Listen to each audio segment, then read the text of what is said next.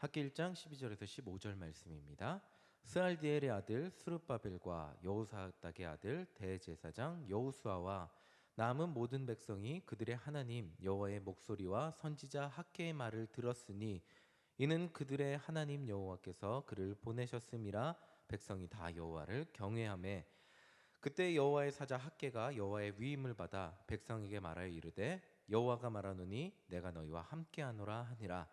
여호와께서 스알디엘의 아들 유다 총독 스룹바벨의 마음과 여호사닥의 아들 대제사장 여호수아의 마음과 남은 모든 백성의 마음을 감동시키심에 그들이 와서 만군의 여호와 그들의 하나님의 전 공사를 하였으니 그때는 다리오 왕 제2년 여섯째 달 24일이었더라.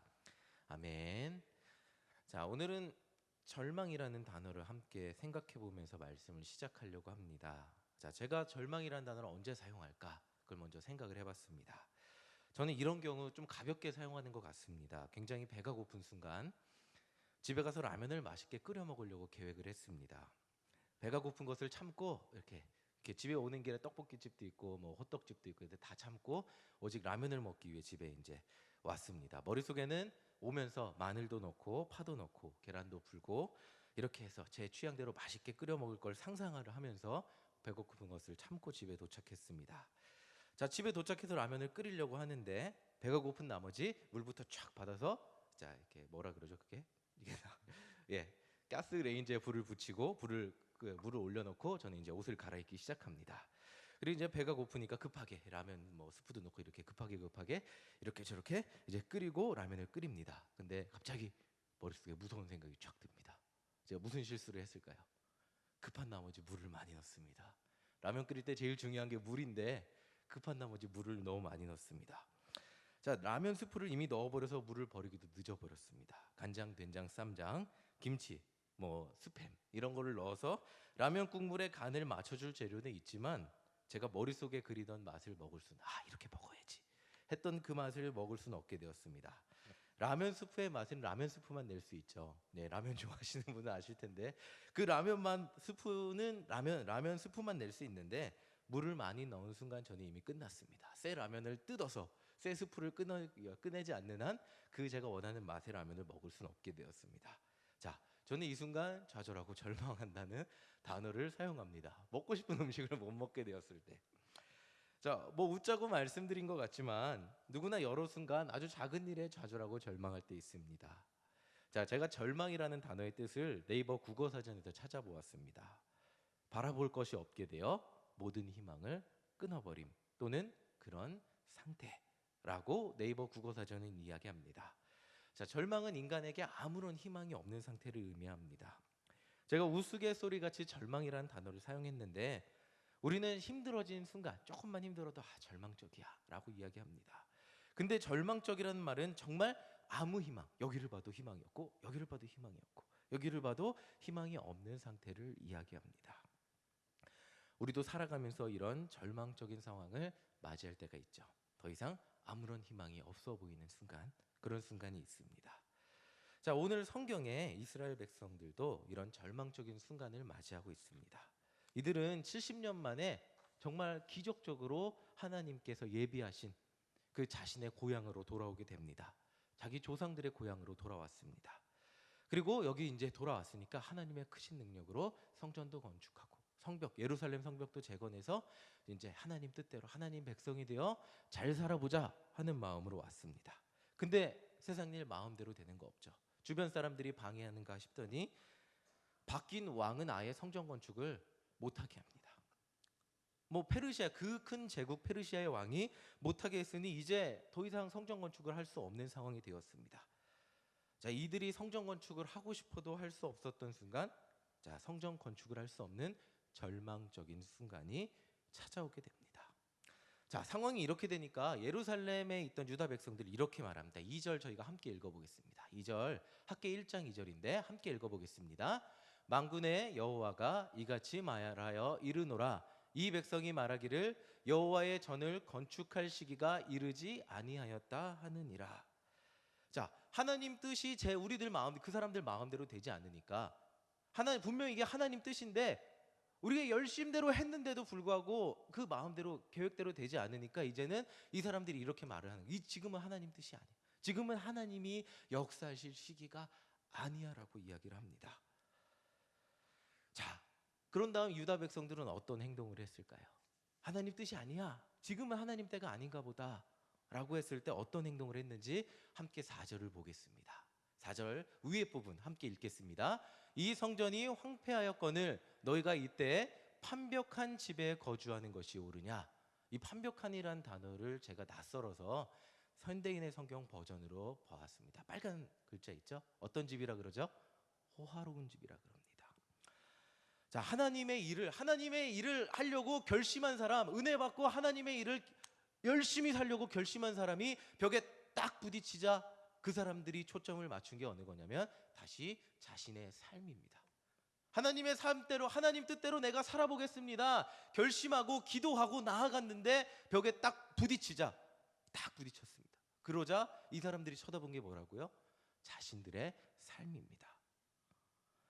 자, 자신들이 잘 먹고 잘 사는데, 자신들이 일단 잘 먹고 잘 사는데 초점을 맞추게 되었습니다. 자, 9절을 함께 보겠습니다. 9절을 함께 읽어보겠습니다. 너희가 많은 것을 바랐으나 도리어 적었고 너희가 그것을 집으로 가져갔으나 내가 불어버렸느니라. 나 만군의 여호와가 말하노라. 이것이 무슨 까닭이냐. 내 집은 황폐하였으되 너희는 각각 자기의 집을 짓기 위하여 빨랐습니다. 이 말씀을 처음 읽으면서 이런 생각이 들었습니다. 하나님 일을 안 하려고 했던 거 아니잖아요. 처음부터 하나님 일을 제껴놓고 나부터 잘 먹고 잘 살겠습니다 라고 한 거 아니잖아요. 먼저 건축을 하려고 했고 그것 때문에 돌아왔습니다. 근데 잘 안 되니까 그렇다면 하나님 우리부터라도 잘 살아야 되지 않겠습니까? 라고 생각했던 게 어떤 잘못일까? 하나님, 지금 하나님 때가 아닌 것 같으니까 우리라도 먼저 잘 살아야 하나님 때가 되었을 때 우리의 재물을 가지고 하나님의 전을 건축할 수 있지 않겠습니까? 라는 생각을 할 수도 있겠다는 생각이 들었습니다. 근데 하나님이 인간을 보실 때는 그렇지 않다는 겁니다. 다시 9절 한번 보여주세요. 다시 9절 한번 보여주시는데, 자, 맨 끝에 빨간 글자 뭐라고요? 빨랐습니다. 그 전에 빨간 글자 뭐라고요? 자기의 집을. 하나님의 전을 건축하지 못하는 상황이 되니까 빨리, 너무나도 빨리 자신들의 삶에 초점을 맞추는데 너무나도 빨랐습니다. 더 쉽게 설명을 드리자면, 만약 백성들에게 무슨 일이 있어도 하나님 전을 건축하는데 내 목숨을 드리겠습니다. 하나님 전을 건축하는데 내 목숨이 다하는 한이 있어도 건축하겠습니다 라는 마음이 있었다면 어떻게든 방법을 찾았을 겁니다. 이 사람들이 페르시아 왕한테, 반대하는 사람들이 페르시아 왕한테 계속해서 편지를 보냈습니다. 그리고 지방의 관리들한테 뇌물을 끊임없이 줬습니다. 그렇다면 역공작으로 할 수 있잖아요. 성전 건축을 하고 싶은 사람들도 지방 관리들한테 계속 어필하고, 그리고 페르시아 왕한테 우리 성전 건축 막히는 게 부당합니다 라고 이야기할 수도 있습니다. 근데 그냥 딱 막히자 그들은 어떤 시도를 하지 않고 자신들의 삶의 초점을 너무나도 빠르게 바라보게 됩니다. 이것이 이들의 모습이었던 겁니다. 다시 말하면 하나님의 뜻이 이루어지지 않는 것에 대해서 애통한 마음이 있었고 안타까운 마음이 있었는데, 이 애통이 너무나 빨리 식어서 내 삶의 초점으로 변화되었다는 겁니다. 이제 그들은 하나님의 전이 지어지면 좋은 거고, 내가 필요하면 돕겠지만 지금은 왕이 맡고 있는 절망적인 상황, 앞과 뒤를 봐도 어떻게 지을 수가 없는 상황인데 나라도 잘 살고 보자는 마음, 그 마음이었던 겁니다. 자, 오늘날 그리스도인들은 너무 먹고 살기에 바쁩니다. 하나님을 만나고 은혜 받았을 때는 하나님을 위해 산다고 크게 결심하죠. 근데 현실의 어려움에 언젠가는 절망할 때가 찾아옵니다. 하나님의 일은커녕 직장 생활을 하며 신앙 생활하는 많은 성도님들은 너무 바쁜 나머지 주일 하루 예배 온전히 드리는 것도 부담스러울 때가 있습니다. 사정이 이렇다 보니까 교회 일에 관심을 가지는 게 너무 피곤하고 힘들게 느껴질 때가 있습니다. 교회가 잘 되면 좋겠죠. 물론 우리 일신교회 다 다니니까. 그리고 교회가 부흥하면 좋겠죠. 근데 교회가 좀 어려워진다고 해도, 하나님의 일이 좀 잘 안 된다고 해도, 너무 바쁜 나머지 교회에 관심을 쏟기가 어려운 많은 분들이 오늘날 우리 그리스도인들입니다. 내 삶이 이렇게 바쁜데 교회를 통해서 하나님의 일이 이루어진다면 좋겠지만, 안 돼도, 그럼 안 된다면 나와 내 가족이라도 복을 받아야 되는 거 아닙니까, 하나님? 이렇게 생각하는 것이 오늘날 우리 그리스도인들이 아닌가라는 생각을 해보게 되었습니다. 이와 비슷한 신앙의 모습이 성전 재건 시대의 유대인들이었습니다. 성전 재건을 하려고 돌아왔는데 먹고 사는 게 만만치 않았어요. 이전에 이웃들은 아무도 남아있지 않고 인종 혼합 정책에 의해서 다른 민족이 살고 있게 되었습니다. 황폐해졌고 자신들이 정말 뼈 빠지게 노력하지 않으면 먹고 살 것도 거두기 힘든 상황이 되었습니다. 어차피 성전 건축이 막혔으니까 그 삶의 안정을 찾는 것이 먼저인 것 같이 느껴졌을 수 있습니다. 근데 하나님은 이것이 잘못되었다고 이야기합니다. 학계 선지자를 통해서 이것이 잘못되었다고 이야기합니다. 9절 다시 보여주세요. 여기에 많은 말이 있는데 보세요. 9절 처음에 너희가 많은 것을 바랬으나 도리어 적었다고 얘기합니다. 너희가 그것을 집으로 가져갔으나 내가 불어버렸다고 이야기합니다. 너희들이 아무리 먼저 너희의 인생부터 안정시키려고 노력해도 너희들이 수고한 만큼 거두지 못했다고 이야기합니다. 이유가 뭐라고요?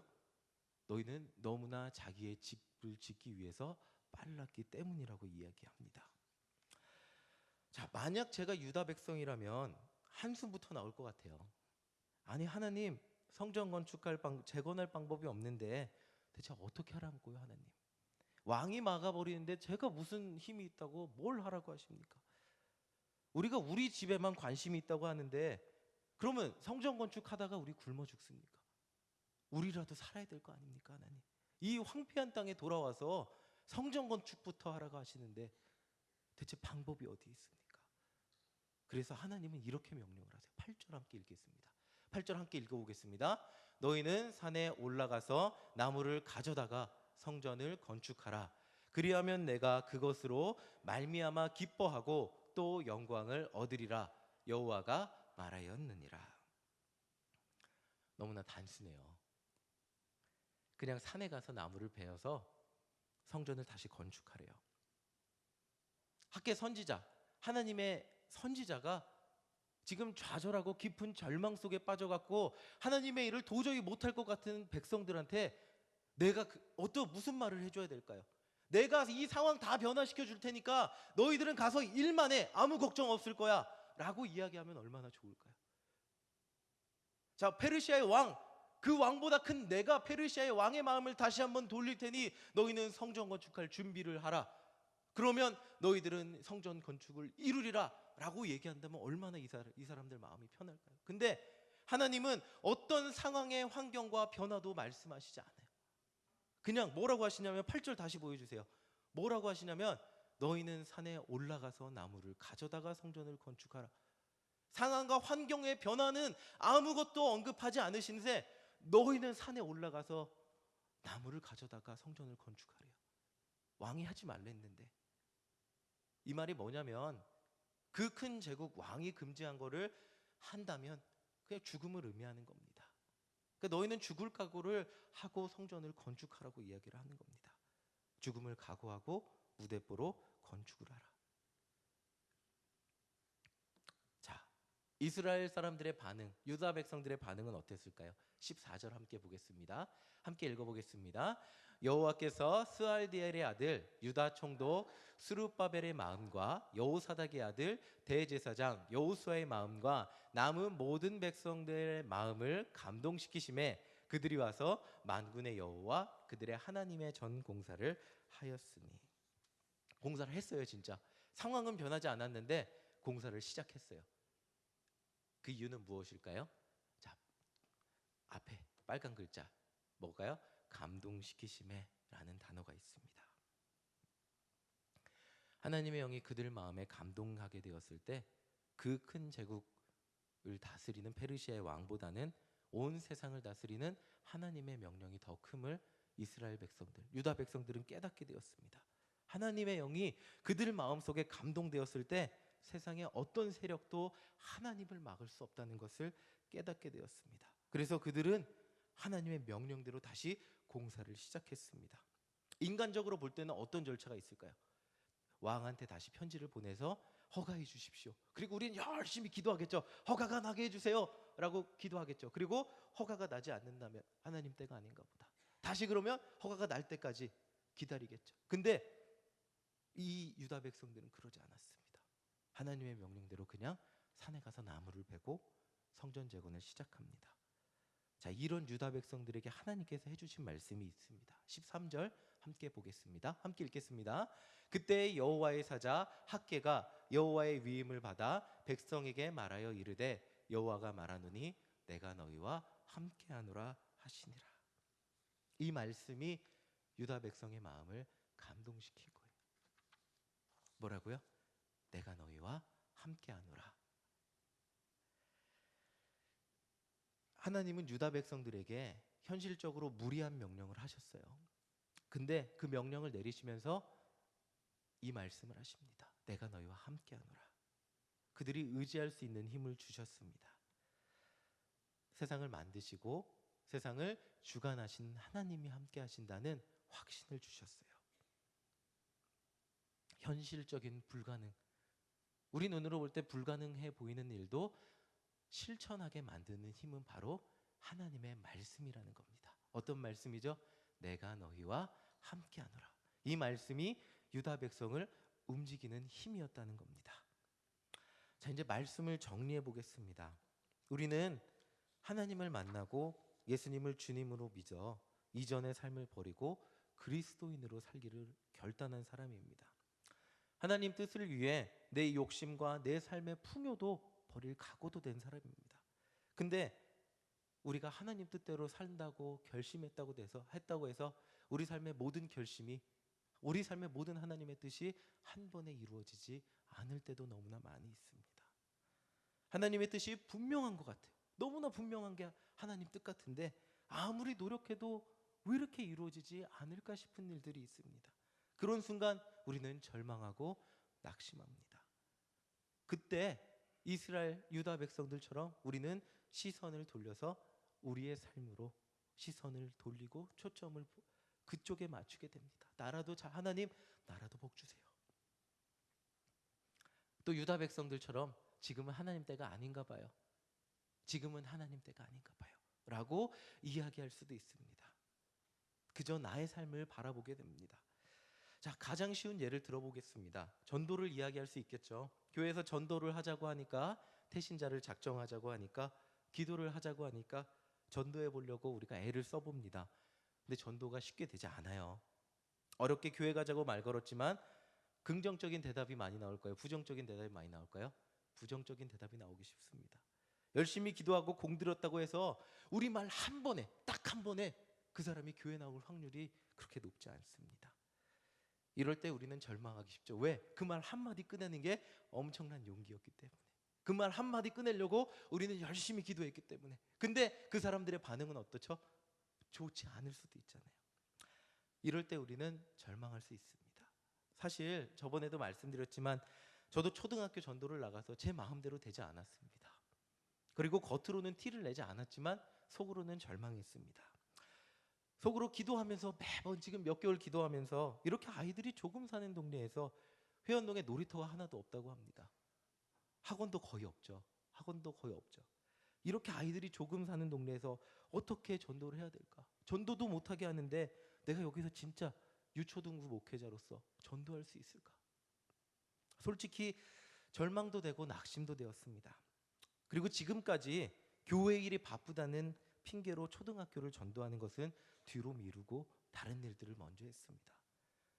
뭐 이 전도로 나가지 않아도 저는 항상 바빴고 시간은 부족하기만 했고, 어린이 전도 나가지 않아도 다른 사람들은 다 이해해주고 부목사님 바쁘시네요 라는 얘기 수없이 많이 들었습니다. 하나님의 일을 열심히 하는 것처럼 느껴졌습니다. 근데 이 말씀을 준비하는데 이 말씀이 제 마음속에 메아리치기 시작했습니다. 이 학계 선지자에게 하셨던 말씀이 꼭 저에게 하셨던 말씀이었습니다. 너 전도해야 되는 거 알면서 이런저런 핑계로, 바쁘다는 핑계로, 어렵다는 핑계로, 한 번 잘 안 되었다는 핑계로 미루어 놓고 다른 일 바쁘게 하고 있으니까 마음이 편안하는 마음이 들었습니다.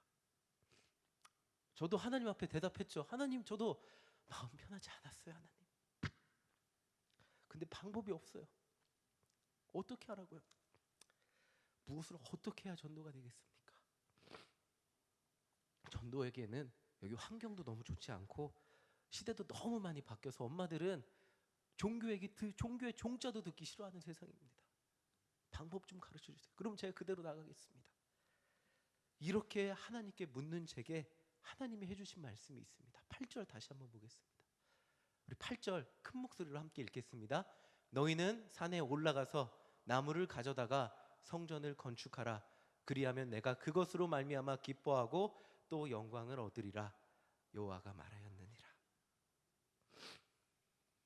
상황과 환경은 아무것도 변하지 않았어요, 이스라엘 백성들에게. 근데 하나님은 죽을지도 모르는데 가서 나무 베어다가 성전 건축하라 그러셨어요. 이 말씀이 하나님께서 제게 해주신 말씀이에요. 상황과 환경 아무것도 변하지 않았어요. 3개월간 제가 그렇게 기도해도 아무런 상황과 환경 변화되는 것은 보이지도 않았습니다. 근데 하나님 제게 주시는 말씀은 그냥 나가라는 말씀입니다. 이 말씀을 이 앞에서 나누는 게 굉장히 망설여졌습니다. 이유는 한 가지예요. 다시 제가 전도를 나갔을 때 전도에 성공할 자신이 없기 때문이에요. 또다시 어떤 벽에 부딪혀서 좌절할지 모르기 때문에 목사가 이 앞에서 전도한다고 나갔는데 또다시 벽에 부딪히면 성도들이 어떻게 바라보게 될까? 두렵고 마음이 자신이 없게 되었습니다. 근데 그때 주신 말씀이 바로 그 말씀입니다. 13절 말씀이죠. 13절 뒤로 가서 다시 한번 보여주세요.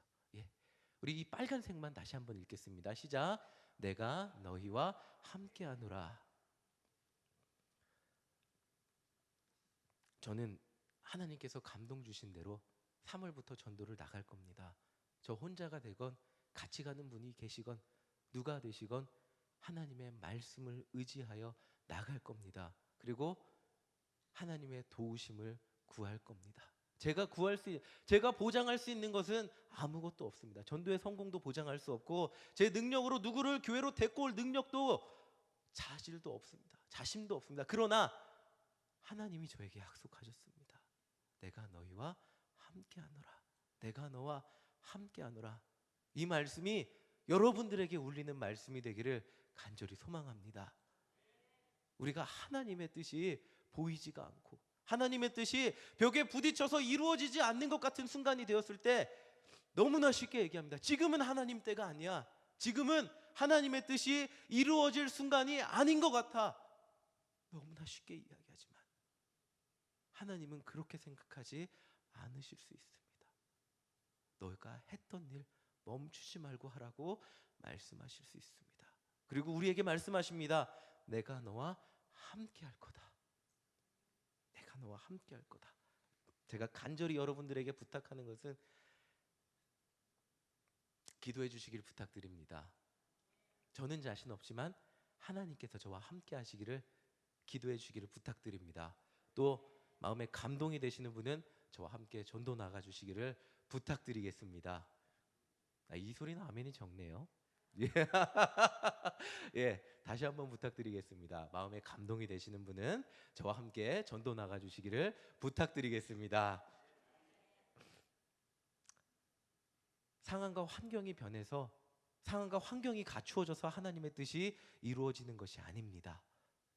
상황과 환경이 변하지 않았어도 우리가 하나님의 말씀을 의지하며 나아갈 때 그때 하나님께서 우리와 함께 하심을 믿으시기 바랍니다. 하나님의 일은 하루아침에 이루어지지 않습니다. 좌절과 절망의 순간은 반드시 찾아옵니다. 제가 간절히 소망하는 것은 그 순간 우리의 삶, 나라도 잘 먹고 잘 살자 그곳에 초점을 맞추는 것이 아니라 그 순간 하나님을 바라보고 하나님의 손을 붙잡고 우리에게 끊임없이 말씀하시는 것을 들으며 승리하는 겁니다. 내가 너희와 함께하노라. 저와 함께 다시 한번 다시 한번 고백해 보겠습니다. 내가 너희와 함께하노라. 우리 다시 한번 고백해 보겠습니다. 시작. 내가 너희와 함께하노라. 우리 함께 기도하겠습니다.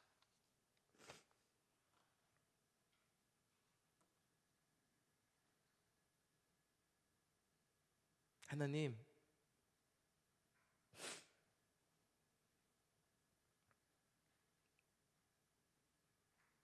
좌절의 순간에 우리에게 찾아오셔서 여기가 끝이 아니라고 말씀하시는 하나님, 무엇 때문에 쓰러져 있냐고 말씀하시는 하나님, 이 순간 이 자리에 있는 우리에게 내가 너희와 함께한다고 말씀하여 주시옵소서. 하나님의 일을 멈추지 않게 하여 주시옵소서. 쓰러져 낙심하지 않게 하여 주시옵소서. 오직 하나님의 손을 붙